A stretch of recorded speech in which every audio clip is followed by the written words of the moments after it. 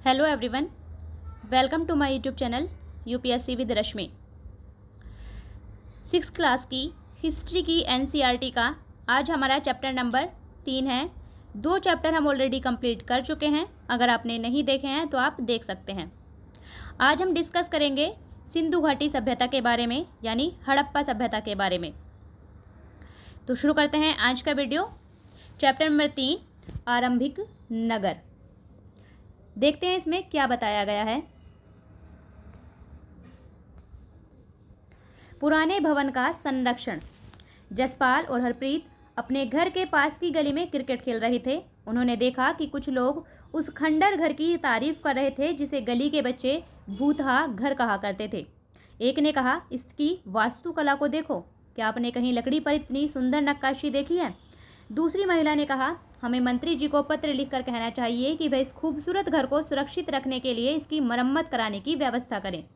यह सब सुनकर जसपाल और हरप्रीत सोचने लगे कि इस पुराने खंडर से इन लोगों को इतना लगाव क्यों हो सकता है। देखते हैं क्या है हड़प्पा की कहानी।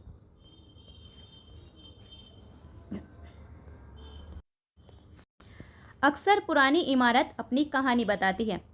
लगभग 150 साल पहले, यानी 1856 में रेलवे लाइन बिछाई जा रही थी। 1856 में, तो लगभग 150 साल पहले जब पंजाब में पहली बार रेलवे लाइनें बिछाई जा रही थी, तो इस काम में जुटे इंजीनियरों को अचानक हड़प्पा स्थल मिला, जो आधुनिक पाकिस्तान में है। तो आपको पहला पॉइंट याद रखना है कि सबसे पहले हड़प्पा की खोज हुई थी कब? 1856 में उसका पता चला था। सबसे पहला कौन सा स्थल खोजा गया था? हड़प्पा स्थल। और वर्तमान में कहाँ है हड़प्पा स्थल? वर्तमान पाकिस्तान में है। उन्होंने सोचा कि एक ऐसा खंडर है जहाँ से अच्छी ईंटें मिलेंगी, और यह सोचकर वे हड़प्पा के खंडरों से हजारों ईंटें उखाड़ ले गए, जिससे उन्होंने रेलवे लाइनें बिछाईं। इससे कई इमारतें पूरी तरह नष्ट हो गईं। यानी जब पंजाब में पहली बार रेलवे लाइन बिछाई जा रही थी 1856 में, तो उस रेलवे लाइन को बिछाने वाले जो कर्मचारी थे उन्हें हड़प्पा स्थल मिला। तो उन्होंने सोचा कि यह एक ऐसा खंडर है जहाँ से हमें अच्छी ईंटें मिलेंगी, तो वो वहाँ से हजारों ईंटें ले गए, जिससे उन्होंने रेलवे लाइन बिछाई, और इस प्रकार कई इमारतें हड़प्पा की पूरी तरह से नष्ट हो गईं। उसके बाद लगभग 80 साल पहले पुरातत्वविदों ने इस स्थल को ढूंढा, और तब पता चला कि यह खंडहर उपमहाद्वीप के सबसे पुराने शहरों में से एक है। चूँकि इस नगर की खोज सबसे पहले हुई थी, इसीलिए बाद में मिलने वाले इस तरह के सभी पुरास्थलों में जो इमारतें और चीज़ें मिली, उन्हें हड़प्पा सभ्यता की इमारतें कहा गया। तो हड़प्पा सभ्यता को हड़प्पा सभ्यता ही क्यों कहा जाता है? क्योंकि हड़प्पा सभ्यता का खोजा गया सबसे पहला स्थल था हड़प्पा, जो वर्तमान पाकिस्तान में है, इसलिए उसे हड़प्पा सभ्यता कहा गया। इन शहरों का निर्माण लगभग 4700 साल पहले हुआ था।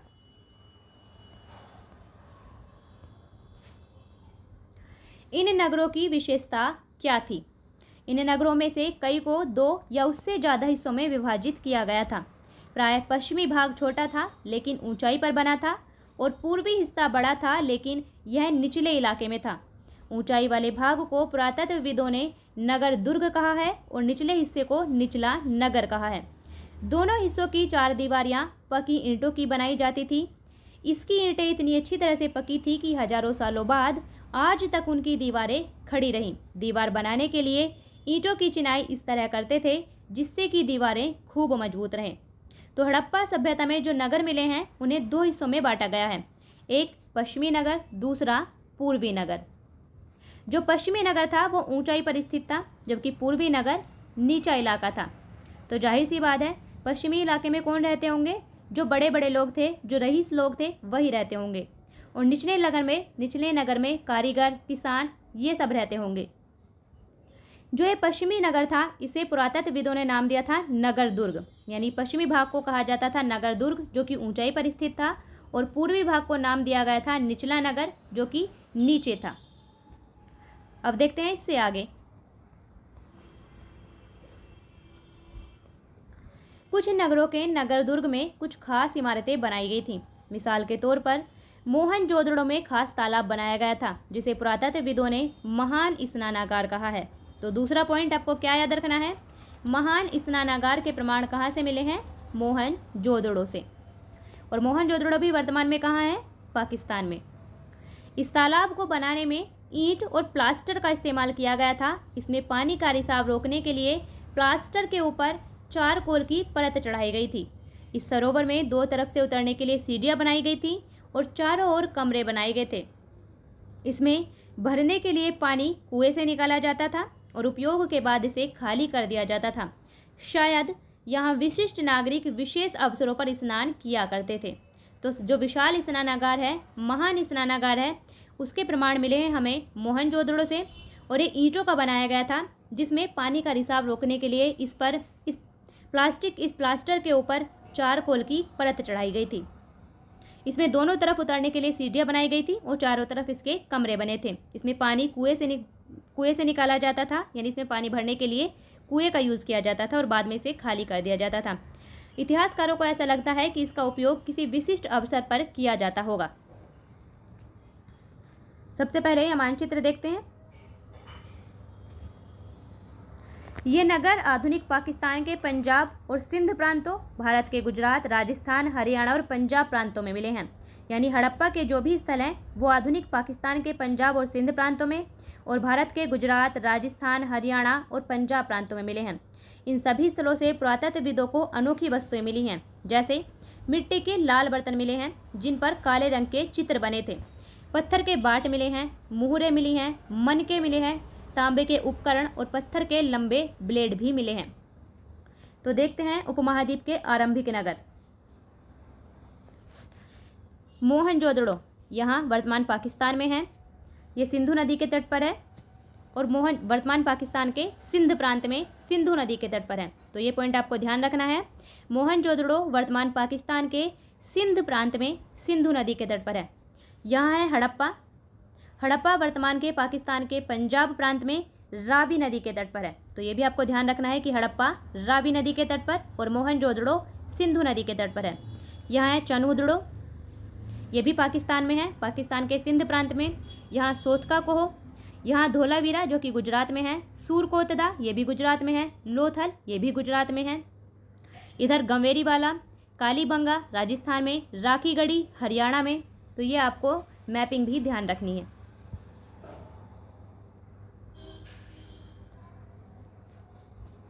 अब आगे देखते हैं। कुछ नगरों के नगर दुर्ग में कुछ खास इमारतें बनाई गई थीं। मिसाल के तौर पर ये हो चुका है। कालीबंगा और लोथल जैसे अन्य नगरों में अग्निकुंड मिले हैं। तो अग्निकुंड के साक्ष्य कहाँ मिले हैं, ये पॉइंट आपको ध्यान रखना है।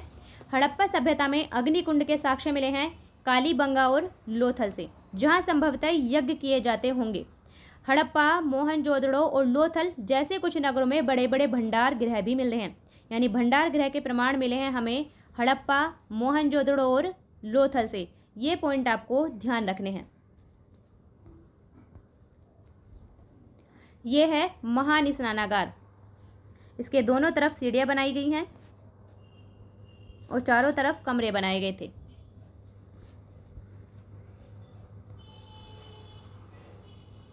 भवन, नाले और सड़कें।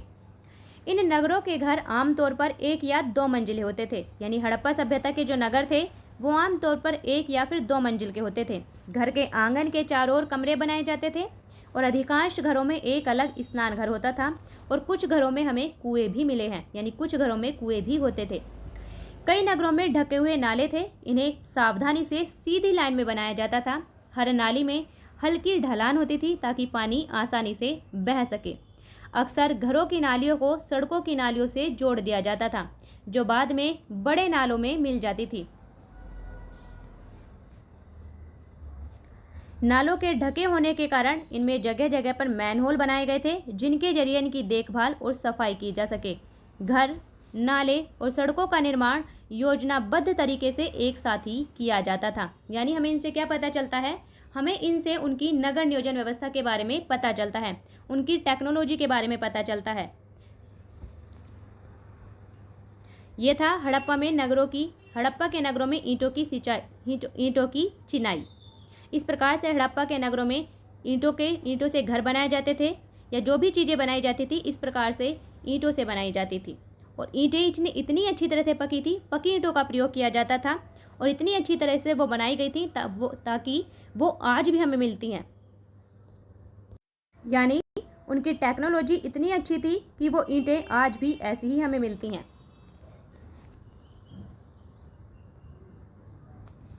अब आगे देखते हैं नगरीय जीवन। हड़प्पा सभ्यता एक नगरीय सभ्यता थी, ये भी आपको ध्यान रखना है।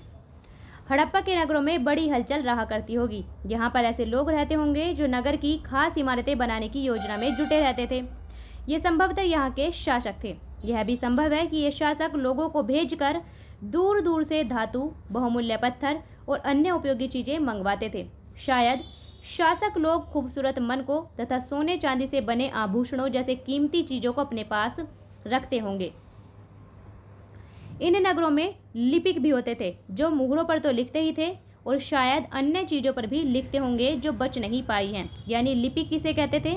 हड़प्पा सभ्यता में लिपिक कहते हैं जो कि मुहरों पर लिखते थे, उन्हें लिपिक कहा जाता था।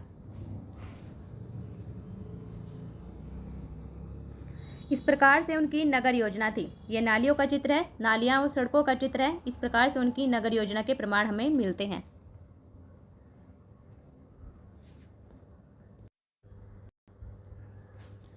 इसके अलावा नगरों में शिल्पकार स्त्री पुरुष भी रहते थे जो अपने घरों या किसी उद्योग स्थल पर तरह तरह की चीज़ें बनाते होंगे। लोग लंबी यात्राएं भी करते थे और वहां से उपयोगी वस्तुएं लाते थे और साथ ही लाते थे सुदूर देशों की किस्से कहानियाँ। मिट्टी से बने खिलौने भी मिले हैं जिनसे बच्चे खेलते होंगे।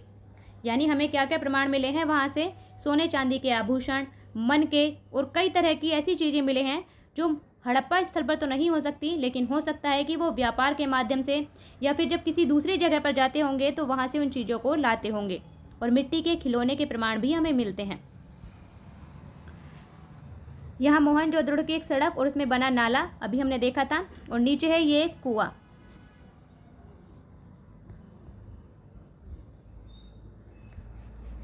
इधर हड़प्पा की एक मोहर है और यहाँ इस मोहर के ऊपर चिन्ह एक खास लिपि में लिखे गए हैं, लेकिन इस लिपि को अभी तक पढ़ा नहीं जा सका है। यानी हड़प्पा से जो हमें लिपि प्राप्त हुई है उस लिपि में यानी उन्हें लेखन कला का ज्ञान था, लेकिन अभी तक हड़प्पा की लिपि को पढ़ा नहीं जा सका है। और ये पक्की मिट्टी के खिलौने।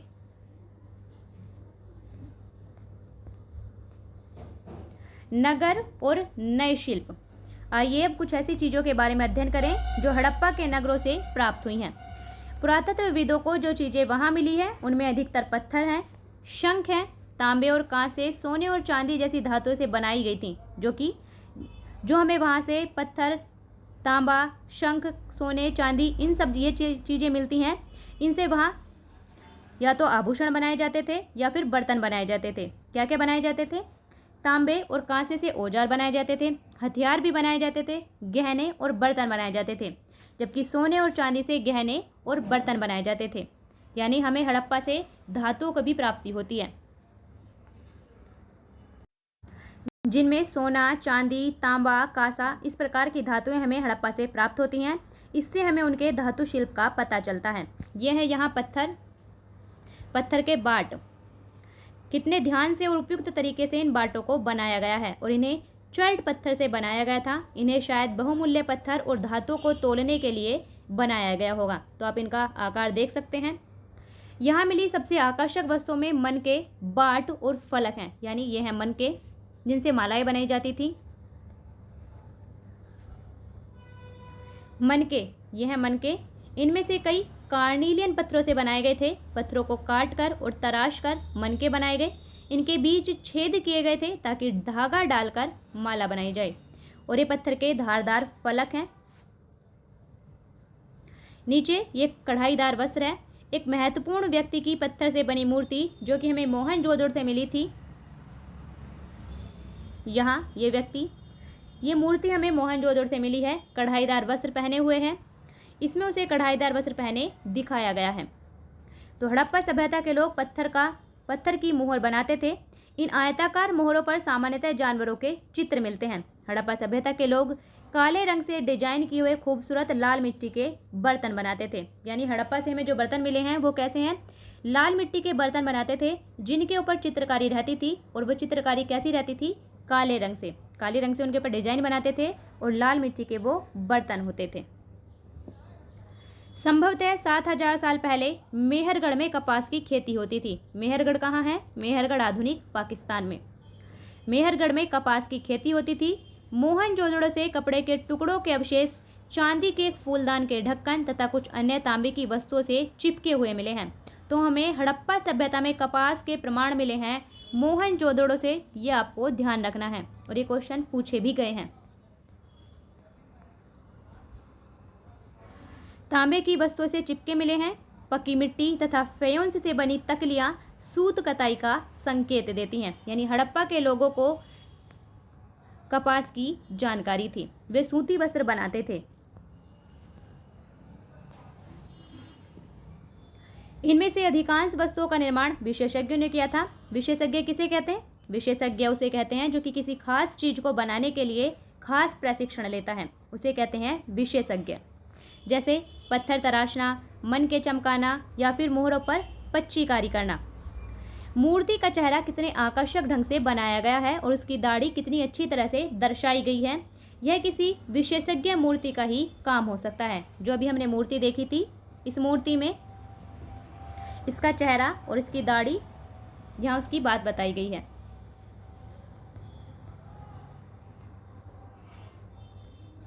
हर व्यक्ति विशेषज्ञ नहीं हो सकता था। हमें यह पता नहीं है कि क्या सिर्फ पुरुष ही ऐसे कामों में प्रशिक्षण हासिल करते थे या फिर केवल महिलाएं ही। शायद कुछ महिलाएं और कुछ पुरुष दोनों ही इस काम में दक्ष थे। यानी हमें ऐसी जानकारी नहीं है कि पुरुष क्या काम करते थे और महिलाएं क्या काम करती थी। हो सकता है कि दोनों, पुरुष और महिला दोनों ही मिलकर इन कामों को करते थे। अब देखते हैं फेयोंस। फेयोंस क्या है? पत्थर और शंख प्राकृतिक तौर पर पाए जाते हैं। जो पत्थर और शंख होते हैं वो हमें प्राकृतिक रूप से मिलते हैं, लेकिन फेयोंस को कृत्रिम रूप से तैयार किया जाता है। बालू या स्फटिक पत्थरों के चूर्ण को गोंद में मिलाकर उनसे वस्तुएं बनाई जाती थी।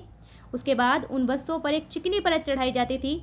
इस चिकनी परत के रंग प्राय नीले या फिर हल्के समुद्री हरे होते थे और फेयोंस से मन के, चूड़ियाँ, बाले और छोटे बर्तन बनाए जाते थे। ये थे फेयोंस, जो कि कृत्रिम रूप से बनाया जाता था, जिससे मन के बनाए जाते थे, जिनकी माला बनाई जाती थी, चूड़ियाँ या बाले या इनसे छोटे बर्तन बनाए जाते थे।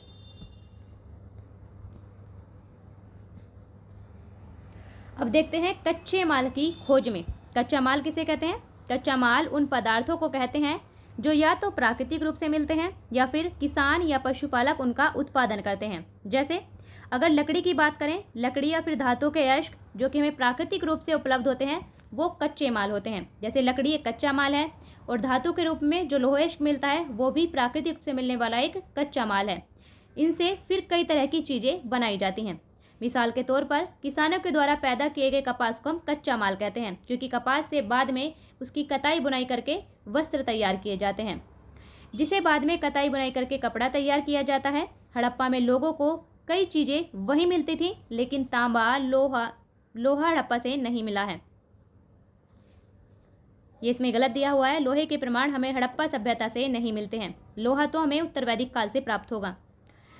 हड़प्पा से तांबा, सोना, चांदी और बहुमूल्य पत्थरों जैसे पदार्थों का वे दूर दूर से आयात करते थे।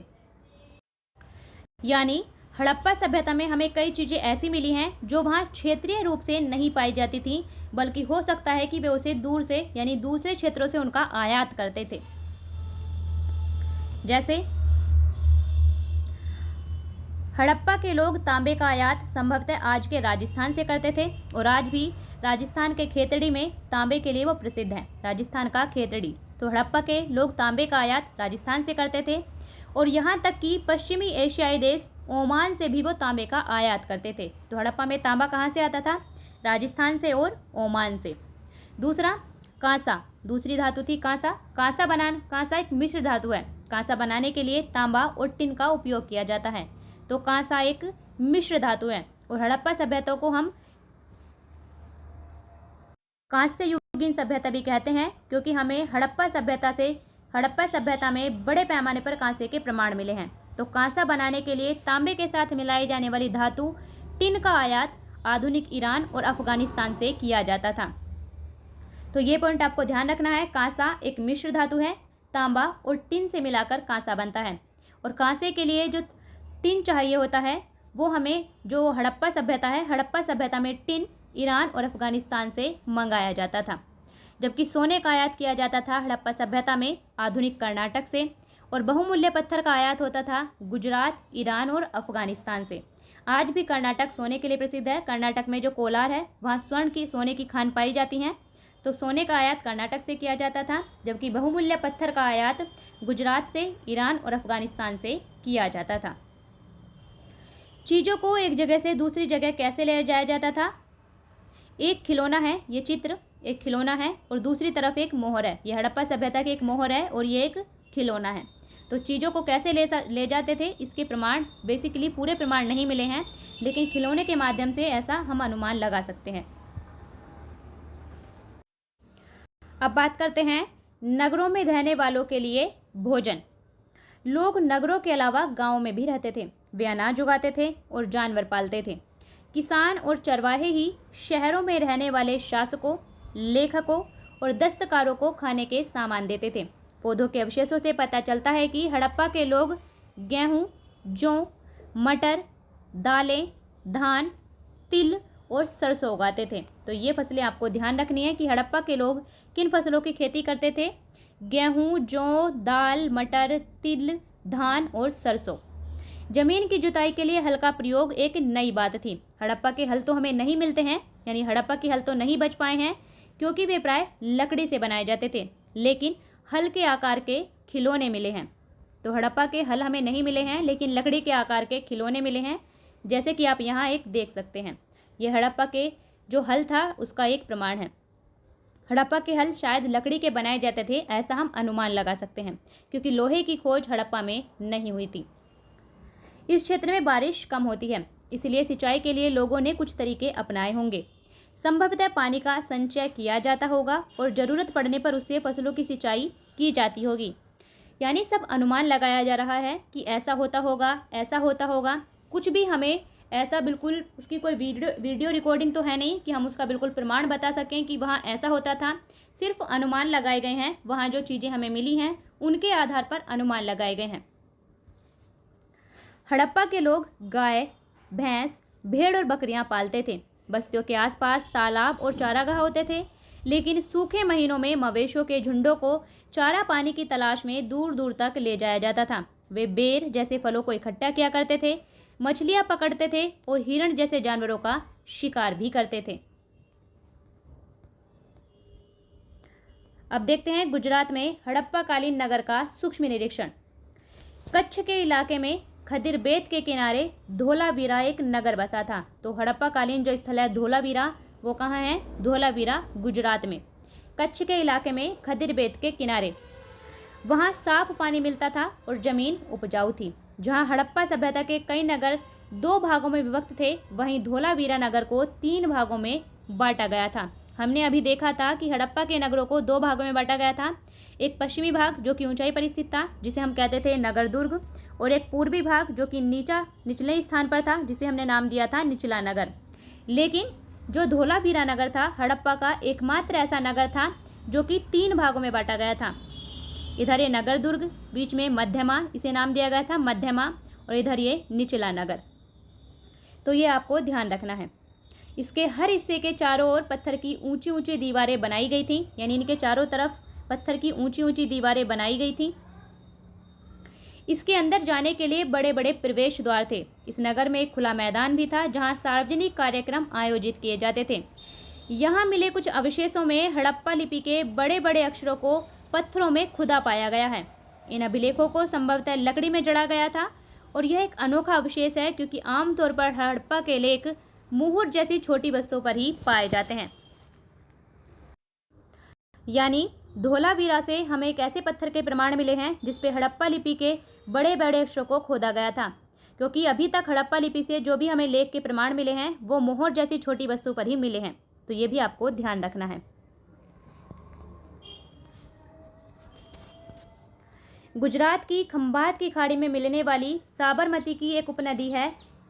साबरमती नदी की एक उपनदी है भोगवा नदी, जिसके किनारे लोथल नगर बसा था। तो लोथल भोगवा नदी के किनारे है, और भोगवा नदी साबरमती की एक सहायक नदी है। तो लोथल कहाँ है? हड़प्पा सभ्यता का जो स्थल है लोथल, वो गुजरात में है, खंबात की खाड़ी के पास। लोथल गुजरात में है, खंबात की खाड़ी के पास। और कहाँ? भोगवा नदी के किनारे। और भोगवा नदी साबरमती नदी की एक सहायक नदी है, ये भी आपको ध्यान रखना है। जहाँ कीमती पत्थर जैसा कच्चा माल आसानी से मिल जाता था, क्योंकि लोथल एक बंदरगाह था। यह पत्थरों, शंखों और धातुओं से बनाई गई चीज़ों का एक महत्वपूर्ण केंद्र था। इस नगर में एक भंडार गृह भी था। हमने देखा था अभी कि हमें भंडार गृह के प्रमाण मिले हैं हड़प्पा, मोहनजोदड़ो और लोथल से। इस भंडार गृह से कई मुहरें और मुद्रांकन या मुहरबंदी मिली है। मुहरबंदी का मतलब गीली मिट्टी पर दबाने से बनी उनकी छाप। लोथल का बंदरगाह, तो हमें बंदरगाह के प्रमाण कहाँ से मिलते हैं? हड़प्पा सभ्यता में लोथल से। यह बड़ा तालाब लोथल का बंदरगाह रहा होगा, जहाँ समुद्र के रास्ते आने वाली नावें रुकती थीं और संभवतः यहाँ पर माल चढ़ाया उतारा जाता होगा। तो यह है लोथल का बंदरगाह।